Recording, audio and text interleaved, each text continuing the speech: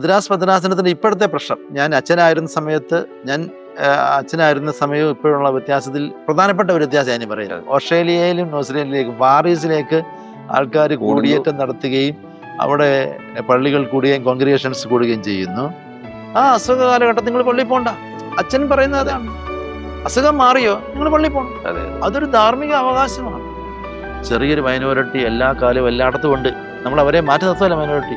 അവരെയും ഞാൻ പറയുന്നത് നമ്മുടെ തത്വം അനുസരിച്ച് അച്ഛന്മാർ അല്ലെങ്കിൽ മുതിർന്നവർ അവരെ സ്നേഹത്തോടെ അവരുടെയും കൂടെ മൈൻഡ് സെറ്റ് മനസ്സിലാക്കി അവരെ സ്നേഹിച്ച് സ്വീകരിച്ച് പള്ളിയിൽ ആരാധന സംബന്ധിച്ച് സഭാവിശ്വാസം പഠിപ്പിച്ച് അവരെ OCYയും MGOCSലും ഒക്കെ ചേർത്ത് നിർത്തി നടത്താമെങ്കിൽ യുവജനങ്ങൾ അങ്ങനെ പള്ളി വരുന്നില്ല എന്നുള്ള പൊതുവായ കമന്റ്.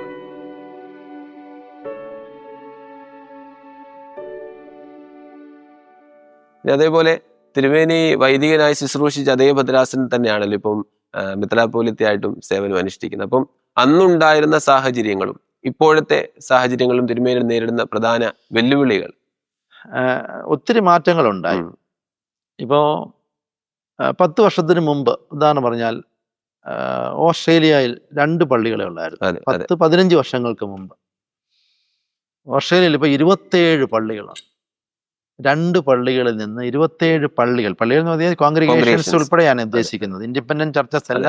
എല്ലാ ആഴ്ചയിലും കുർബാനയുള്ള പള്ളികളും മാസത്തിൽ 2 സർവീസ് നടക്കും, മാസത്തിൽ 1 സർവീസ് നടക്കും. എല്ലാം കൂടെ ചേർന്ന് 27 യൂണിറ്റ്സ് ഉണ്ട്. 27 സ്ഥലങ്ങളിൽ നമുക്ക് ആരാ നടക്കുന്നത്. അതെല്ലാം ഇൻഡിപെൻഡന്റ് ആവും ഉടൻ തന്നെ. കാരണം മൈഗ്രേഷന്റെ കാര്യം ഞാൻ ആദ്യത്തിൽ പറഞ്ഞല്ലോ.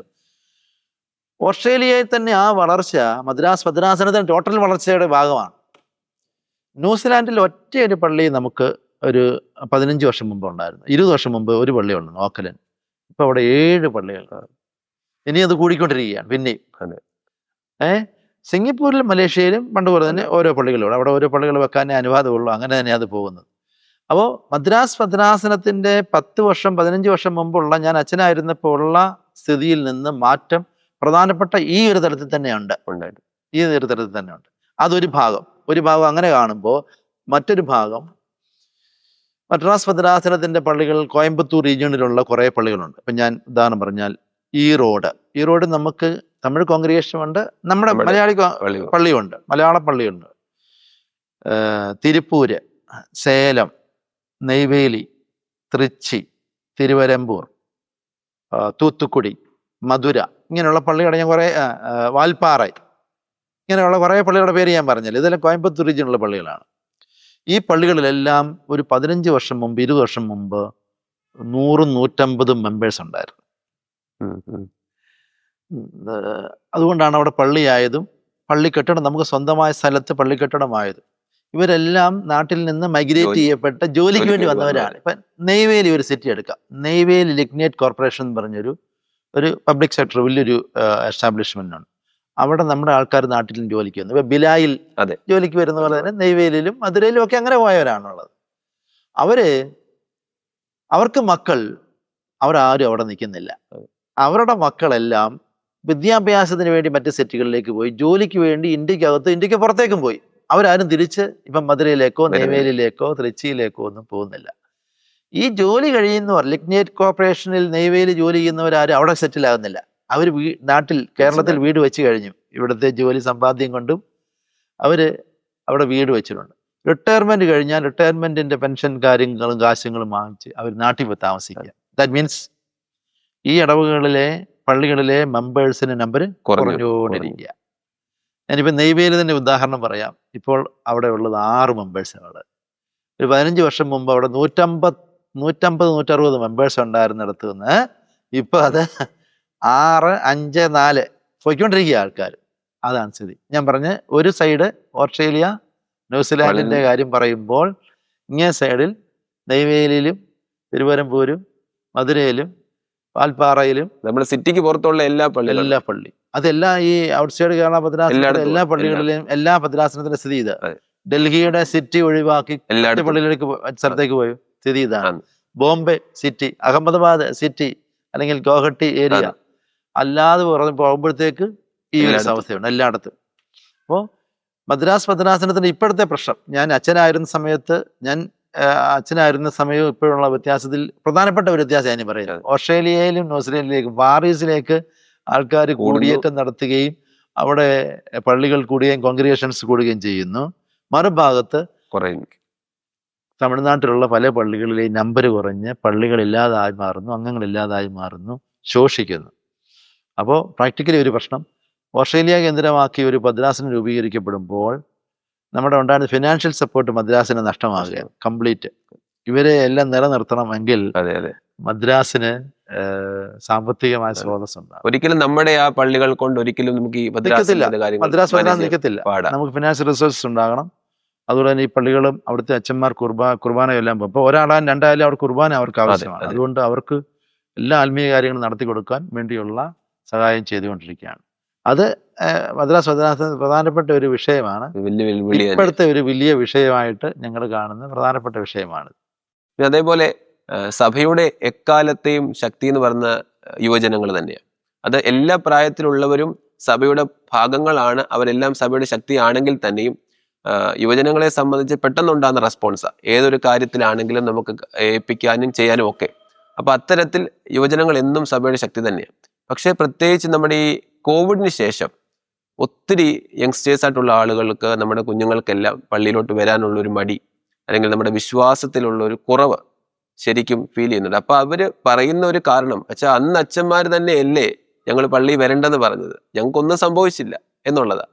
അപ്പൊ അവരെ നമുക്കൊന്ന് ചേർത്ത് നിർത്താൻ, ഒരിക്കലും നമുക്ക് അവരെ പുറകോട്ട് മാറ്റി നിർത്താൻ പറ്റത്തില്ല. അപ്പൊ അവരെ നമുക്കൊന്ന് ചേർത്ത് നിർത്താൻ വേണ്ടി നമുക്ക് എന്താ അതിന് വേണ്ടി ഒന്നും ചെയ്യാം? ഇല്ല, യുവജനങ്ങൾ അങ്ങനെ നമ്മൾ അതിനെ ഒരു നെഗറ്റീവായിട്ട് കാണണ്ട എന്നുള്ളതാണ് എൻ്റെ ഒരു ചിന്ത. യുവജനങ്ങൾ എപ്പോഴും നമ്മുടെ ഭാഗം തന്നെയാണ്. ഇപ്പൊ ഇവര് പറയുന്ന ഒരു റീസൺ, കോവിഡ് സമയത്ത് നിങ്ങൾ വരണ്ട എന്ന് പറഞ്ഞു, അത് ഒരു യുക്തിസഹമല്ലാത്ത ഒരു ചോദ്യവും മറുപടിയുമാണ്. എന്ന് പറഞ്ഞാൽ ഞാൻ സിമ്പിളായിട്ട് പറയാം. ഇപ്പൊ ഒരു ഞായറാഴ്ച ഒരാൾ അസുഖമായിട്ട് വീട്ടിൽ കിടക്കുന്നു. നമ്മൾ അച്ഛനോ അല്ലെങ്കിൽ ആ വീട്ടുകാരോ കൂട്ടുകാരോ നിങ്ങൾ ഇന്നും പള്ളി പോകണമെന്ന് പറയുമോ? പറയത്തില്ല. എന്താ പറയാത്തതിന്റെ കാര്യം? അസുഖമാണ്, പോകണ്ടെന്ന് പറയും. അടുത്ത ആഴ്ച അസുഖം മാറിക്കഴിഞ്ഞാൽ നമ്മൾ എന്ത് പറയും?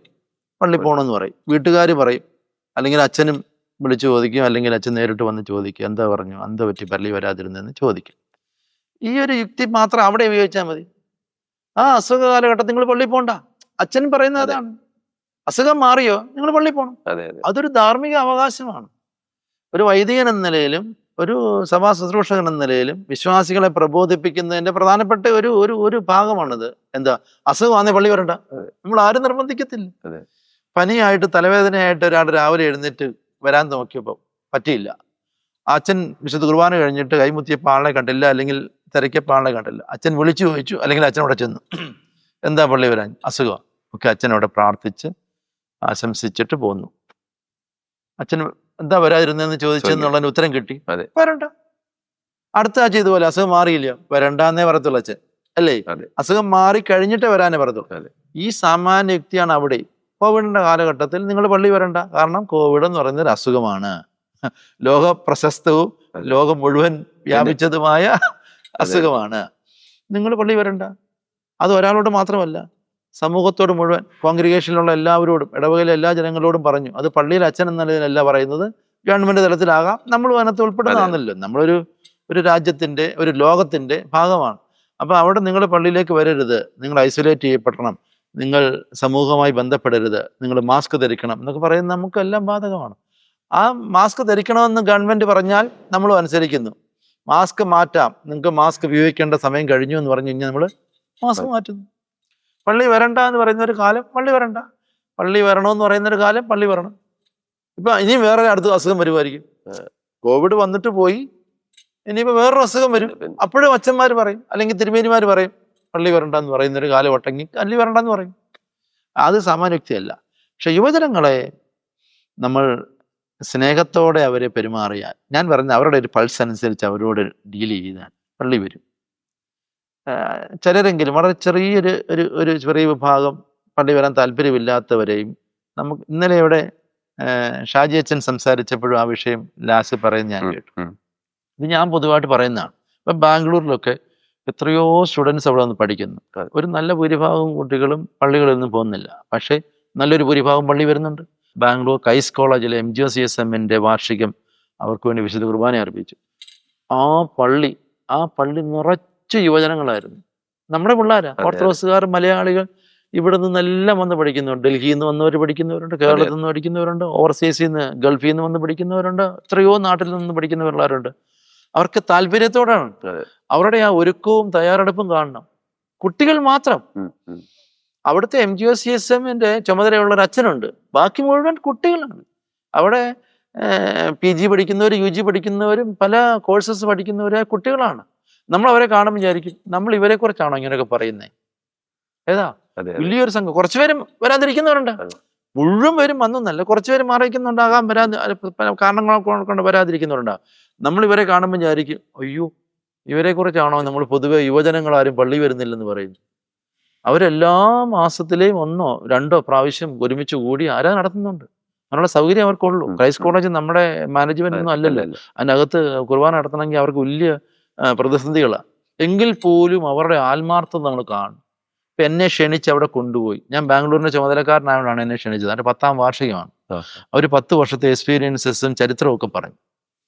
പല മുൻ അലുമിനി ഭാരവാഹികളൊക്കെ വന്നാൽ, അലുമിനിക്കാർ വന്നാൽ അവർ പറയുകയാണ്, ഈ 10 വർഷവും ഞങ്ങളെ നടത്തിയ ദൈവത്തിന്റെ കൃപ, ഞങ്ങൾക്ക് ലീഡർഷിപ്പ് വന്ന അച്ഛന്മാരുടെ മിടുക്ക്, ഞങ്ങളെ കൂടെ നടത്തിയ ബാംഗ്ലൂരിലുള്ള സീനിയർ മെമ്പേഴ്സ് ഉണ്ടല്ലോ, സാധാരണ മെമ്പേഴ്സ്, സഭാ അംഗങ്ങൾ, അവരുടെ എല്ലാം സപ്പോർട്ടിനെ കുറിച്ച്, എന്തൂസിയാസത്തിനെ കുറിച്ചൊക്കെ അവർ സംസാരിക്കുന്നത് കേട്ടു. നമുക്ക് അതിശയം തോന്നി. നമ്മുടെ പിള്ളേരാണല്ലോ ഇത്, നമ്മുടെ സ്വന്തം മക്കളാണല്ലോ ഇവര് എത്ര പോസിറ്റീവായിട്ടാണ് സംസാരിക്കുന്നത് സഭയുടെ വിശ്വാസത്തെക്കുറിച്ചും ആരാധനയെക്കുറിച്ചും അതിനകത്ത് പാർട്ടിസിപ്പേറ്റ് ചെയ്യേണ്ടതിന്റെ ആവശ്യകതയെക്കുറിച്ചും. ചെറിയൊരു മൈനോറിറ്റി എല്ലാ കാലവും എല്ലായിടത്തും ഉണ്ട്. നമ്മൾ അവരെ മാറ്റി നിർത്തുമല്ല മൈനോറിറ്റി. അവരെയും ഞാൻ പറയുന്നത്, നമ്മുടെ തത്വം അനുസരിച്ച് അച്ഛന്മാർ അല്ലെങ്കിൽ മുതിർന്നവർ അവരെ സ്നേഹത്തോടെ അവരുടെയും കൂടെ മൈൻഡ് സെറ്റ് മനസ്സിലാക്കി അവരെ സ്നേഹിച്ച് സ്വീകരിച്ച് പള്ളിയിൽ ആരാധന സംബന്ധിച്ച് സഭാവിശ്വാസം പഠിപ്പിച്ച് അവരെ OCYയിലും MGOCSMലും ഒക്കെ ചേർത്ത് നിർത്താമെങ്കിൽ യുവജനങ്ങൾ അങ്ങനെ പള്ളി വരുന്നില്ല എന്നുള്ള പൊതുവായ കമന്റ് നമുക്ക് ഒഴിവാക്കാൻ പറ്റും. പൊതുവായ കമന്റ് ഞാൻ പറഞ്ഞത്, നമ്മൾ ഏത് പള്ളി പോയാലും ഏത് സംഘടന പ്രവർത്തിച്ചാലും ഏത് കുടുംബത്തിലാണെങ്കിൽ പോലും പല രീതിയിലുള്ള ആൾക്കാരാണല്ലോ. അങ്ങനെ നമ്മൾ ചിന്തിച്ചിട്ട് നമ്മൾ അതിനെ പോസിറ്റീവാണ് കാണുന്നു. നല്ല കുഞ്ഞുങ്ങളാണ് നമ്മുടേതെന്ന് പൂർണ്ണമായ വിശ്വാസത്തോടെ അവരോട് സംസാരിക്കുക. അവരെ വീട്ടിൽ പോയി കാണുമ്പോൾ, മോളെ അവർക്ക് എന്താ വേണ്ടതെന്ന് ചോദിച്ച്, എന്താ നിങ്ങൾ പള്ളി വരാത്തതെന്ന് ചോദിച്ചിട്ട് അവർക്ക് വേണ്ടത് ചെയ്തു കൊടുക്കാം നമുക്ക്, തീർച്ചയായിട്ടും. ഞാൻ ഈ ക്രൈസ്റ്റ് കോളേജിന്റെ അനുഭവം ഇപ്പം പറയുന്നതിന്റെ കാര്യം എന്നെ അതിശയിപ്പിച്ചു പോയി. അത്രയും വലിയൊരു ഒരു കോൺഗ്രിഗേഷൻ വന്നത്. അവിടെ നമ്മുടെ പിള്ളേരാ, അവർക്ക് വരാതിരിക്കാം. കാരണം അവർക്ക് യാതൊരു നിയന്ത്രണവും ഇല്ല. അവരുടെ പേരൻസ് അവിടെ ഇല്ല, അവരുടെ അറിയാവുന്ന അച്ഛന്മാരാരുമില്ല. അവർ ക്രൈസ്റ്റ് കോളേജിന്റെ പല ക്യാമ്പസിൽ പഠിക്കുന്നവരാണ്, ക്രിസ്തു ജ്യോതി പഠിക്കുന്നവരും മറ്റു കോളേജിൽ പഠിക്കുന്നവരും ഒക്കെ ഉണ്ട്. അവരെ ആരും ശ്രദ്ധിക്കുന്നേ ഇല്ല. ഇന്ന് നീ പള്ളിയിൽ പോയില്ലെന്ന് അവിടെ കള്ളം പറയാം, പക്ഷെ അവർ പള്ളി വരാൻ താല്പര്യം. ആ ആരാധനകൾ സംബന്ധിച്ചപ്പോൾ എനിക്കുണ്ടായ സന്തോഷങ്ങൾ എന്തൊരു മനോഹരമായ ആരാധനയായിരുന്നു.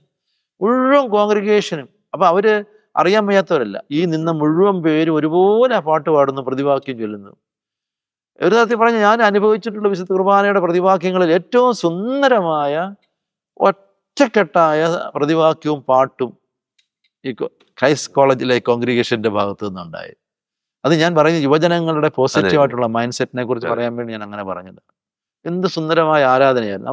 അവർക്ക് അറിയാൻ മേത്തല്ല. അവര് ചെറുപ്പത്തിൽ കേരളത്തിലോ ഡൽഹിയിലോ മറ്റു പ്രദേശങ്ങളിലോ ഒക്കെ അവരുടെ മാതാപിതാക്കളുടെ പള്ളിയിൽ പോയി പഠിച്ച കാര്യങ്ങൾ, പരിശീലിച്ച കാര്യങ്ങൾ, ആരാധന സംബന്ധിച്ച കാര്യങ്ങൾ, അവരുടെ യൂത്തായിട്ടുള്ള അവരുടെ ആ സമയത്ത്, കോളേജിൽ പഠിക്കുന്ന സമയത്ത് അവർക്ക് ആരാധനയിൽ പോയി അവരത് കണ്ടിന്യൂ ചെയ്യുക. എന്തൊരു മനോഹരമായിട്ടാണ് പാടുന്നത്, എന്ത് രസമായിട്ടാണ് അവർ പ്രതിവാക്യം ചൊല്ലുന്നത്. മധുവായി കയറാൻ തന്നെ എന്തുമാത്രമായിരുന്നു കുപ്പായിട്ടുണ്ട്. മധുവായി സ്ഥലമില്ല, എന്നോട് എല്ലാം താഴെ കുപ്പായിട്ടുണ്ട്, ശുശ്രൂഷക്കുപ്പായിട്ടുണ്ട്. അവർക്ക് വേണമെങ്കിൽ ശുശ്രൂഷക്കുപ്പായിട്ട് താഴെ നിൽക്കാം, വരാതിരിക്കാം. പക്ഷെ ശുശ്രൂഷക്കുപ്പായിട്ടുണ്ട് ഒരു വലിയൊരു സംഘം കുട്ടികൾ.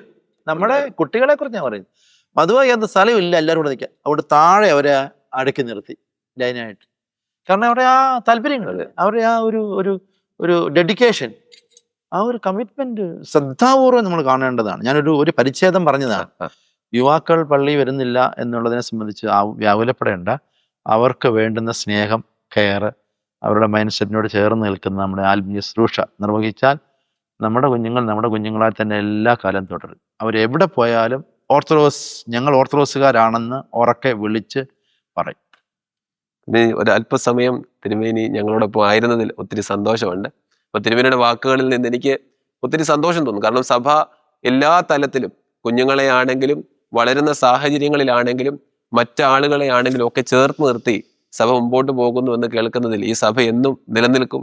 ഈ സത്യമുള്ള സഭ എക്കാലവും നിലനിൽക്കും എന്നതിൽ ഒത്തിരി വിശ്വാസവും ഒത്തിരി പ്രതീക്ഷയും തീർച്ചയായിട്ടും ഉണ്ടാകുന്നു. അപ്പം ഞങ്ങളോടൊപ്പം ആയിരുന്നതിൽ ഒത്തിരി സന്തോഷം തിരുമേനി. തിരുമേനിയുടെ നല്ല വാക്കുകൾക്ക് ഒത്തിരി നന്ദി. Thank you so much. Thank you so much Samod അച്ഛ. ഈ ഒരു അവസരം കിട്ടിയതിന് ഡോസിബിന് പ്രത്യേക അഭിനന്ദനം. നിങ്ങൾ ഒത്തിരി പേര് ഇതിന് പിന്നിൽ പ്രവർത്തിക്കുന്നുണ്ടെന്ന് എനിക്കറിയാം. അച്ഛൻ്റെ നേതൃത്വത്തിൽ അഭിനന്ദിയ യുഹാനന്മാർ ദിമിത്രിയോസ് തിരുമേനി ഈ കാര്യങ്ങളിൽ പൂർണ്ണമായി ശ്രദ്ധിക്കുന്നു, നിങ്ങൾക്ക് വേണ്ട ഗൈഡൻസ് തരുന്നു. നിങ്ങൾ അതിനുവേണ്ടി ഒത്തിരി അധ്വാനം നടത്തിയെങ്കിൽ മാത്രമേ ഒരു ഇൻ്റർവ്യൂ എടുക്കാനും അത് എഡിറ്റ് ചെയ്ത് അത് പുറത്ത് കാണിക്കുന്നതിന് മുമ്പ് എന്തുമാത്രം കാര്യങ്ങൾ ചെയ്താലായിരിക്കും. അതെല്ലാ കാര്യങ്ങളും അങ്ങനെയാണ്. നമ്മൾ ചെറിയൊരു വീഡിയോ എടുത്താൽ പോലും എന്തുമാത്രം എഡിറ്റിങ്ങും മറ്റേതും കാര്യങ്ങളൊക്കെ ചെയ്തേ പറ്റത്തുള്ളൂ. അതുകൊണ്ട് ഇതിന് പിന്നിൽ പ്രവർത്തിക്കുന്ന എല്ലാ പ്രിയപ്പെട്ട സഹോദരങ്ങൾക്കും നന്ദി. ഭദ്രാസനത്തിൻ്റെ ഈ ബ്രോഡ്കാസ്റ്റിംഗ് അസോസിയേഷന് പ്രത്യേകം അഭിനന്ദനം അറിയിക്കുന്നു. ദൈവം എല്ലാവരും അനുഗ്രഹിക്കട്ടെ. Thank you.